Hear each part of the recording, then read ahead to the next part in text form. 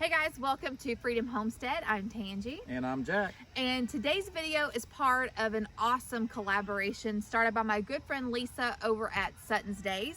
Now, y'all may not know this, but the whole month of September is National Emergency Preparedness Month. And Lisa has invited several other preparedness-minded channels to share with you all some tips and tricks on how to get started with prepping. Yep. And we're part of that collaboration, and on today's video we're just going to talk about items that you're going to need in your vehicle in case of an emergency situation. I'm going to take you around to the two vehicles that we have and show you what items we have in both of our vehicles. So for this vehicle, it's a little different. I'm going to show you the things I use the most. I'm going to have kind of up front with me so I can have quick access to them. I guess first and foremost, in today's time with everybody having smartphones and cell phones, have some sort of charger, some sort of cigarette type charger or an external power pack, battery pack. And then in my console, I always have a spare charger. So always have a spare charging cable here. Also, I'm always using gloves. So I have a spare pair of gloves in here. Charging cables. I have a mini mag in there, a little flashlight, easy to get to. Also in my glove compartment, with this being a Jeep, I have a little Jeep tool kit.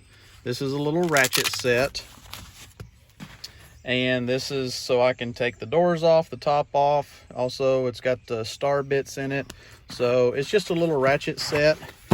And I have a multi-tool. Multi-tools are extremely handy for any vehicle. I would recommend always having some sort of multi-tool.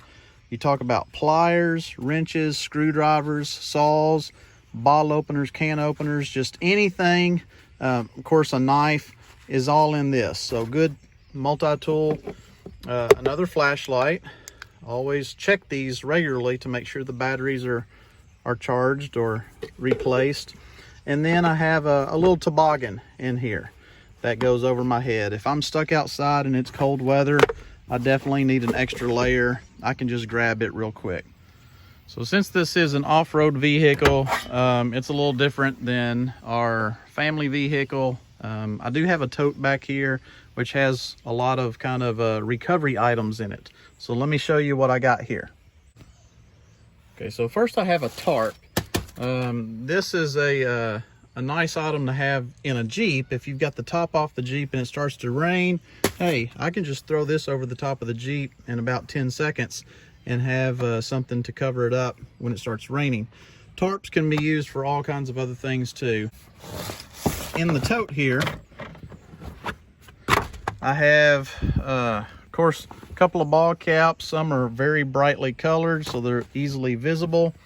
So inside here, duct tape. You can use duct tape for thousands of possibilities. I have, well, this is extra shoestring. This is a pack with some gear in it. This is mostly for work. I have this shovel here. If I'm out and about, kind of get stuck, anytime I need to shovel something, cut something, this has blades on it as well. You know, sometimes you get stuck and you kind of have to dig yourself out. Roads? Where we're going, we don't need roads. Another pair of gloves, another toboggan, poncho, rain poncho, rags in case I need to wipe something down, check the oil, whatever. A work light. These work lights, always just regularly check the batteries, make sure they work well. I have 2 or 3 extra bottles of water in here. I have, these go on your shoes during ice and snow, so you won't slip and fall. Good tracks, basically like chains for your hiking boots. And I have a first aid kit. First aid kits are super important. I'll open this up. So, knife, crazy glue. Gotta have chapstick because you never know when you're gonna need chapstick. Can you bring me my chapstick? No, Napoleon. But my lips hurt real bad. I also have, this is After Bite. If you get stung by a bee, this takes the sting pain away. This is eye drops. Inside here, I have a fire starter kit, and then antibiotics, cortisone cream, an emergency blanket. So, and of course, Band-Aids here. So this is just your basic first aid kit. There's always tons of other items, lots of other things. You can make this as elaborate as you want to, or as basic as you want to. And I know that I'm not showing everything that most people might need in a vehicle. I'm just showing you what I've got really quick. Now, also back here in the Jeep, I have a storage compartment under here. Pull this up, and inside here, I have a couple of more bottles of water. I actually have a hammock, glow sticks, tie down straps, all kinds of adjustable bungee cords. I have a tow strap, I have rope, I have more water. I have a winch on this vehicle, and this is the controller for my winch. So really, this is just a whole lot of recovery and safety gear. And of course, the hammock is just when I'm out traveling around and camping out and stuff. So, and another rag right here. So just this can be tucked away nice and neat in the back, and then the tote has other stuff in it. So anyway, that's what I have. If you have a outdoor vehicle, Jeep, pickup trucks, anything like that you use to go off-roading, camping, or work outdoors a lot, you might want to consider just getting a small tote and putting your daily equipment in that for safety.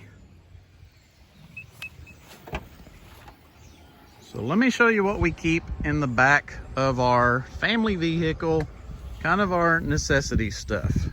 It's all under this compartment. Let's lift this up. This is what we've got. I'm going to spread this out and show you what we have back here. So here it is all laid out. These are things that most people should have in their vehicle, or if you really want to prepare for different situations, these are items that you need to have.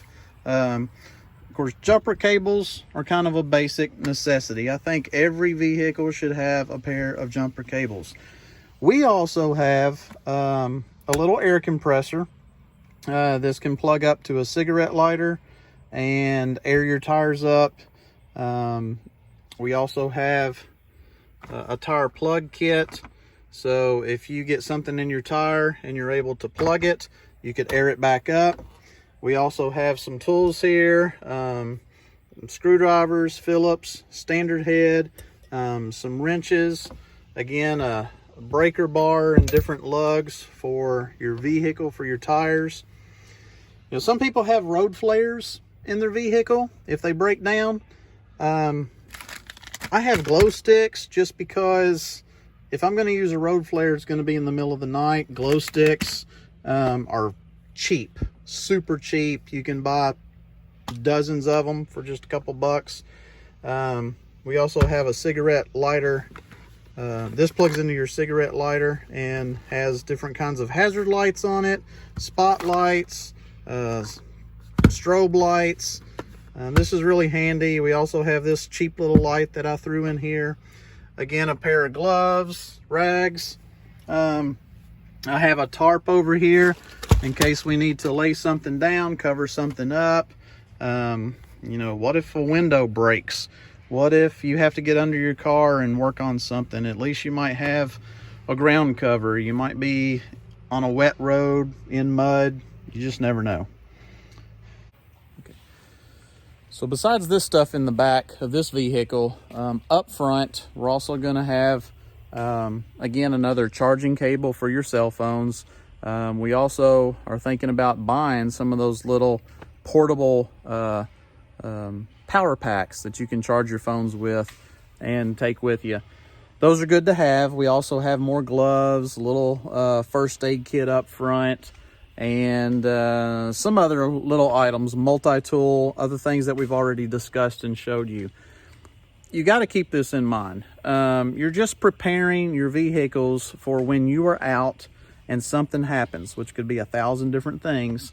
But number one, you want to be safe. That's why I kept showing you we have bottles of water everywhere. But you want to be safe. Then you want to be able to get help or communicate in some way if possible. And then you want to have items to take care of, you know, things that you might be able to fix on your own. So that's kind of the main concern. Your safety first, then taking care, getting help, and taking care of the other needs. Another thing to do is always do some preventative maintenance on your vehicles. Every month or two, you're going to want to check the windshield wipers to make sure that they're still working properly, especially in the winter time with ice and snow, depending on the area you live in. That can really damage the windshield wipers. You don't want to be driving and not be able to have a clean windshield to see out of safely. Also, you might want to walk around and check the tires, make sure that there are no cuts in them, nothing that has gotten stuck in them, anything like that. So you just want to do a walkthrough. Check the windshield wipers, check the tires, pop the hood, check the oil. Just always make sure the fluids are good. When you're looking at that, look at the belts. Do a visual inspection and just make sure that those belts don't look dry rotted. Dry rotted, you know, they dry out and they start cracking. If you see cracks going across them, you may want to take it somewhere and just have them see if that needs replacing or not. So again, those are preventative things that you would just always want to kind of go around and check. And again, I'm doing a quick, basic, these are items that I can think of, and I'm sure when the video's over, I will think of a whole list of things that I forgot to put on this. So you don't have to put in the comments that why didn't you say this and why didn't you say that. If you want to, you can. Be that way. What we've got here is failure to communicate. But anyway, we're just showing you some things to quickly do, especially I have a daughter that's new to driving. She's just now getting her driver's license, and one thing we bought her is this little item right here.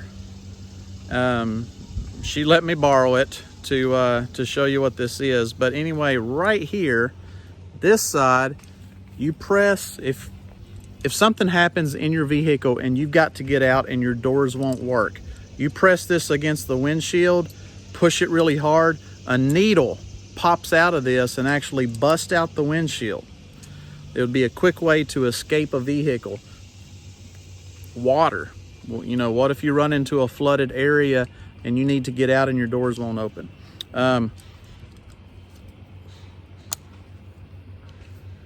This area right here, this is a blade. You can cut your seat belt. So this slices the seat belt. The other side pops the window open. You've also got a spot right here that can punch into a windshield and break the rest of it out. So this is just a little escape tool, a little safety thing for your seat belts and your windshields. This is a little one. They also make longer, bigger ones, kind of more heavy duty ones. But she keeps this on her keychain, and it can easily be just pulled off the way I just kind of pulled it off here from her keychain, and then use it real quick. So one of the tips that I have for you is to also take stock and change out the things that you have in your vehicle according to the seasons. So one of the things that you probably noticed was missing from our vehicles are blankets. But now that the weather is getting cooler, we are going to be adding blankets to our cars. Yeah.